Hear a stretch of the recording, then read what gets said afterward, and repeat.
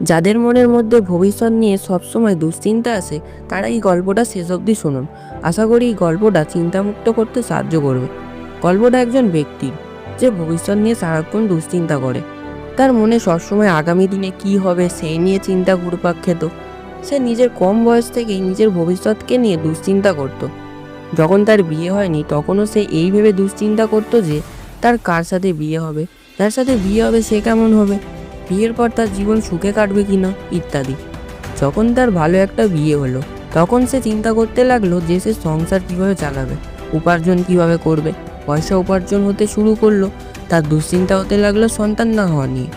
সন্তান হওয়ার পরে সে দুশ্চিন্তা করতে লাগলো সন্তানের ভবিষ্যৎ নিয়ে। এইভাবে প্রায় অর্ধেকের বেশি জীবন তার ভবিষ্যৎকে নিয়ে দুশ্চিন্তা করতে কেটে গিয়েছিল। সে দুশ্চিন্তা করতে করতে এতটাই হয়রান হয়ে গিয়েছিল যে সে একটা দুশ্চিন্তামুক্ত জীবন চাইছিল। একদিন সে রাস্তায় চলতে চলতে কিছু সন্ন্যাসীকে দেখে। তাদের দেখে তার খুবই হাসি খুশি মনে হয়। সে মনে করে সন্ন্যাসীদের জীবন হয়তো দুশ্চিন্তা মুক্ত, তাদের জীবনে ভবিষ্যৎকে নিয়ে কিংবা অন্য কোনো ব্যাপারে হয়তো কোনো চিন্তা নেই, তাই তারা এত হাসি খুশি থাকতে পারে। তার মনে হয় যে এই সন্ন্যাসীদের জীবনই সবচেয়ে ভালো আর সুখী জীবন, তাই তারও সংসার জীবন ছেড়ে সন্ন্যাসী হয়ে যাওয়াই উচিত। তো এই সব ভেবে সে গৌতম বুদ্ধের আশ্রমে যায় এবং তার শিষ্য হয়ে যায়। কিন্তু দুশ্চিন্তা তো বাড়ি নয় যে তাকে ছেড়ে অন্য জায়গায় গেলে সেটা সেখানেই থেকে যায়। আশ্রমে গিয়েও তার মধ্যে একই রকম দুশ্চিন্তা থাকে। সেখানে পরিবার নিয়ে দুশ্চিন্তা না থাকলে কি হবে, নতুন ধরনের কিছু চিন্তা তার মধ্যে সেখানে তৈরি হয়। আশ্রমের নিয়ম কিভাবে পালন করবে সেই নিয়ে দুশ্চিন্তা, প্রতিদিন নিয়ম মতো ধ্যান কী করে করবে সেই নিয়ে দুশ্চিন্তা এবং আরও বিভিন্ন বিষয় নানান দুশ্চিন্তা। প্রথম কিছুদিন তো সে আশ্রমে ঠিকঠাক ছিল, কিন্তু কয়েকদিন যাওয়ার পর থেকেই তার পরিবারের কথা মনে পড়তে লাগলো। তার স্ত্রী কেমন আছে, সন্তান কি করছে, তারা কেমন আছে, এই সব ভেবে তার দুশ্চিন্তা হতে লাগলো। তার মনে হতে লাগলো বাড়িতে যখন ছিলাম তখনও দুশ্চিন্তা হতো, আর এখন সন্ন্যাসী আশ্রমে থেকেও দুশ্চিন্তা হচ্ছে। এর থেকে তো সংসার জীবনই ভালো ছিল। তো সে ঠিক করলো যে সে আশ্রম ছেড়ে চলে যাবে। কিন্তু যাওয়ার আগে সে গৌতম বুদ্ধের কাছে গেল আর তাকে বলল, হে বুদ্ধ, আমি সংসারে থাকাকালীন ভবিষ্যৎ নিয়ে খুব দুশ্চিন্তাগ্রস্ত ছিলাম। সেই দুশ্চিন্তা দূর করার জন্য আমি এই আশ্রমে এসেছিলাম, কিন্তু এখানেও আমার একই রকম দুশ্চিন্তা হচ্ছে। সেই জন্যে আশ্রম ছেড়ে আবার বাড়ি চলে যাচ্ছি। বুদ্ধ বললেন, ঠিক আছে, তুমি যাও, কিন্তু যাওয়ার আগে অন্তত নিজের দুশ্চিন্তাটাকে এখানে রেখে যাও। দুশ্চিন্তাকে সঙ্গে করে নিয়ে যদি আবার নিজের বাড়িতে ফিরে যাও তাহলে এখানে আসার মানে কি থাকলো? ব্যক্তিটি বলল, এটা কি সম্ভব? বুদ্ধ বললেন, হ্যাঁ সম্ভব। ব্যক্তিটি বলল, কি করে সম্ভব? সেই রাস্তা আমাকে বলে দিন। বুদ্ধ বললেন, রাস্তা তোমাকে বলবো, কিন্তু তার আগে তুমি একটা কাজ করো। তুমি যাও আর এমন একজন মানুষকে নিয়ে আসো যার জীবনে কোনো দুশ্চিন্তা নেই। তো এই কথা শুনে সেই ব্যক্তিটি খুব খুশি হলো আর সে মানুষের খোঁজে বেরিয়ে গেল যার জীবনে কোনো দুশ্চিন্তা নেই। সে নগরের পর নগর, গ্রামের পর গ্রাম ঘুরল, কিন্তু এমন এক মানুষকে পেল না যার জীবনে কোনো দুশ্চিন্তা নেই। সে যখনই কোনো কাউকে তার জীবনে দুশ্চিন্তা আছে কিনা সেটা জিজ্ঞাসা করে, সেই ব্যক্তিটি তাকে নিজের জীবনের বিভিন্ন দুশ্চিন্তার কথা বলে যায়। তারা এমনভাবে নিজের দুশ্চিন্তার কথা বলে যেন তার জীবনে যত দুশ্চিন্তা আছে অন্য কারোর জীবনে নেই। প্রত্যেকেই নিজের জীবনে থাকা দুশ্চিন্তাগুলোকে সবচেয়ে বড় দুশ্চিন্তার নাম দেয়। সেই ব্যক্তি এমন একজনকে খুঁজে পায় না যার জীবনে দুশ্চিন্তা নেই।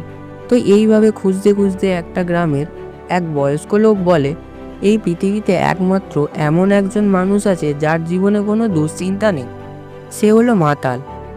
তুমি একজন মাতালকে খোঁজো, তাহলে তুমি তোমার দরকার মানুষকে খুঁজে পেয়ে যাবে।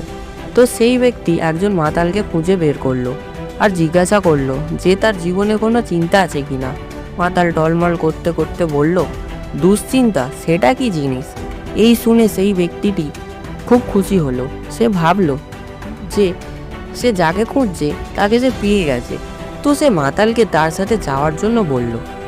মাতাল বলল, ঠিক আছে, আমি যাব, কিন্তু আমার একটা চিন্তা হচ্ছে। আমি যদি তোমার সাথে যাই তাহলে আমার বিকেলে মদের ব্যবস্থা কি করে হবে? আমার কাছে কোনো টাকা নেই। আমি এখন চিন্তায় পড়ে গিয়েছি কি করে মদ ব্যবস্থা করব। এই শুনে সেই ব্যক্তির আনন্দ এক মুহূর্তে শেষ হয়ে গেল। সে মাতাল একটা গাছের তলায় বসে রইল। কিছুক্ষণ পরে তার কাছে একটা ছোট্ট বাচ্চা এসে জিজ্ঞাসা করলো, গুরুজি, কিছু খাবার আছে? ব্যক্তিটি বাচ্চাটাকে বলল, তুমি এত ছোট একটা বাচ্চা, তোমার জীবনে দুশ্চিন্তা রয়েছে? বাচ্চাটা উত্তর দিল, আমার জীবনে কোনো দুশ্চিন্তা নেই, আমার তো শুধু খিদে পেয়েছে। আপনার কাছে কি আমাকে দেওয়ার মতো কিছু আছে? ব্যক্তিটি এটা শুনে তার ঝোলা থেকে কিছু খাবার সেই বাচ্চাটাকে দিল। বাচ্চাটা সেটা খেয়ে আনন্দের সাথে সেখান থেকে চলে গেল। তো সন্ধেবেলা সেই ব্যক্তি আশ্রমে ফিরে এসে গৌতম বুদ্ধকে বলল, হে বুদ্ধ, আমি অনেকে খুঁজলাম কিন্তু এমন একজনকে পেলাম না যার জীবনে কোনো দুশ্চিন্তা নেই। কারো জীবনে কাজ নিয়ে দুশ্চিন্তা, তো কারো জীবনে প্রেম নিয়ে দুশ্চিন্তা, কারোর জীবনে পরিবার নিয়ে দুশ্চিন্তা, তো কারোর জীবনে সফল হতে পারা নিয়ে দুশ্চিন্তা। প্রত্যেকের জীবনে কিছু না কিছু নিয়ে দুশ্চিন্তা আছে। আমি বুঝে গিয়েছি যে এই দুশ্চিন্তা থেকে মুক্তি পাওয়ার কোনো উপায় নেই। বুদ্ধ বললেন, উপায় আছে। বলে তিনি কয়েকটা ভিজে কাঠ নিয়ে সেই ব্যক্তিকে দিলেন, দিয়ে বললেন, এটা আগুন লাগাও। ব্যক্তিটি বলল, কাঠগুলো তো ভিজে, এটা আগুন কি করে লাগবে? ধরো তোমার এখন আগুন লাগানোর প্রয়োজন, তাহলে তুমি এখন কি করবে? তুমি কি এই কাঠগুলি ভিজে সেই নিয়ে দুশ্চিন্তা করে বসে থাকবে? দুশ্চিন্তা করলে কি এই কাঠগুলো আগুন লেগে যাবে? নাকি চিন্তন করার বদলে একটু চিন্তা করবে আর অন্য কিছু শুকনো কাঠ খুঁজে এনে তাতে আগুন জ্বালাবে? কোনটা করলে তোমার আগুন জ্বালানোর প্রয়োজনটা মিটবে? ব্যক্তিটি বলল, আপনি ঠিক বলেছেন, কিন্তু জীবনের প্রতিটি ব্যাপারে এত দুশ্চিন্তা কেন আসে? তখন বললেন, চিন্তা বাইরে থেকে আসে না, চিন্তা তোমার ভেতরে উৎপন্ন হয়। আর যেখানে দুশ্চিন্তা সৃষ্টি হয় সেখানে কাজ ঠিকমতো হয় না, কাজে সফলতা আসে না। আর কাজে সফলতা না আসলে সেটা নিয়ে নতুন দুশ্চিন্তা উৎপন্ন হয়, আর একটার পর একটা দুশ্চিন্তা এভাবে সৃষ্টি হতেই থাকে। ব্যক্তিটি বলল, কিন্তু আমাদের জীবনে যদি সব ঠিকঠাক থাকে তাহলে তো দুশ্চিন্তা সৃষ্টি হবে না। এই কাঠগুলো যদি কখনোই না ভেজে তাহলে তো আমাকে এতে কিভাবে আগুন জ্বালাবো সেটা ভাবতেই হবে না। তার মানে তো দুশ্চিন্তা বাইরের ঘটনার উপর নির্ভর করছে। বুদ্ধ বললেন, তুমি যদি মনে করো সবসময় তুমি শুকনো কাঠ হাতের সামনে পাবে, তাহলে তোমার এই ইচ্ছা কখনোই পূরণ হবে না। সমস্যা তৈরি হওয়াকে তুমি আটকাতে পারবে না। তুমি কেন, তুমি, আমি, আমরা কেউই আটকাতে পারবো না। কিন্তু সমস্যা আসার আগে সেটা নিয়ে দুশ্চিন্তা করাকে আমরা চাইলেই আটকাতে পারবো। আর সমস্যা যখন আসবে তখনও দুশ্চিন্তা না করে আমরা যদি সেটাকে শুধু একটা সমস্যা হিসাবে দেখি আর দুশ্চিন্তা করার বদলে শুধু সেই সমস্যার সমাধান কিভাবে হবে সেটা খুঁজে বার করি, তাহলে আমাদের জীবন অনেকটা সহজ হয়ে যাবে। জীবনে কিছু সমস্যা একা একাই আসে, সেগুলোকে আমরা আটকাতে পারি না, কিন্তু বেশিরভাগ সমস্যা আমরা নিজের মনের মধ্যে কাল্পনিকভাবে চিন্তা করে বসি। কালকে কি হবে, এটা হলে কি হবে, এসব কাল্পনিক সমস্যা, যেগুলো আদৌ ঘটবে কিনা আমরা জানি না। সেগুলোকে ভেবে ভেবে বর্তমানের কাজগুলোকে বিঘ্নিত করি, আর বর্তমানের কাজ বিঘ্নিত হওয়ার জন্য আমাদের সামনে আরও বেশি করে সমস্যা তৈরি হয়। ব্যক্তিটি বলল, আপনি ঠিক বলেছেন গুরুদেব, আমি রাস্তায় একটা বাচ্চাকে দেখতে পেয়েছিলাম যে তার খিদেকে শুধু সমস্যা হিসাবে দেখছিল, দুশ্চিন্তা হিসাবে নয়। তাই সে দুশ্চিন্তা করে বসে না থেকে আমার কাছে এসেছিল খাবার চাইতে। সে সমস্যার সমাধান খোঁজার চেষ্টা করেছিল, আর আমি খাবার দিতেই তার সমাধান হয়ে গেল, আর সে আনন্দের সঙ্গে সেখান থেকে চলে গেল।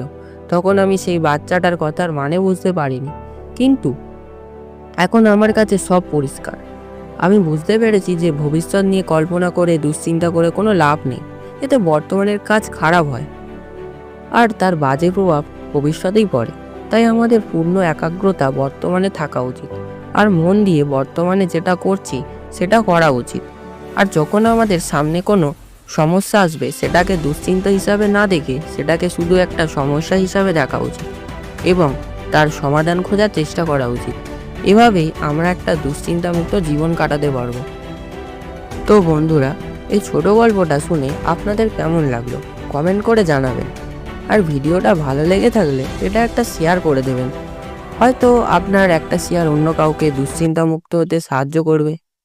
আর এই চ্যানেলে নতুন হলে সাবস্ক্রাইব করে যাবেন। এরকম ভালো ভালো ভিডিও দেখার জন্য আপনাদের সঙ্গে আবার দেখা হচ্ছে। খুব তাড়াতাড়ি। ততক্ষণ পর্যন্ত আপনারা ভালো থাকবেন, খুশি থাকবেন আর সবাইকে ভালো রাখবেন।